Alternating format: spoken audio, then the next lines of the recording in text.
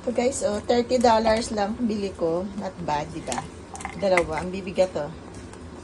Ang laki pa. $30 lang yan. So, bali ito, $10 siya. Ito, 20 kasi nga $30. Not bad, di ba? So, ang taba, o di ba? Hindi na ko lugi sa $30 ko yan. Tingnan nyo, di ba? Di ba? Fresh na fresh pa for only $30. Ano ko siya? Lagyan ko siya ng gata. Ayan na nga guys, nilagyan ko siya ng gata, kamatis, sibuyas, garlic, at of course, asin. Ito na nga yung crab natin. Naluto ko na siya. Oh, di ba? Nilagyan ko siya ng gata, guys. Sarap! Sira na naman ang diet natin dito.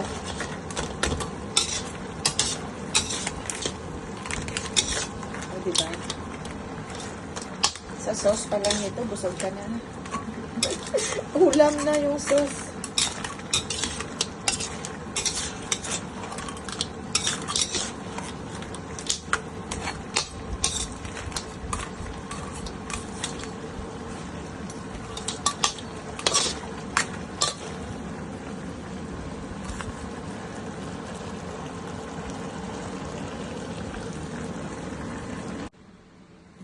Tingnan nyo, ang sarap ng crab.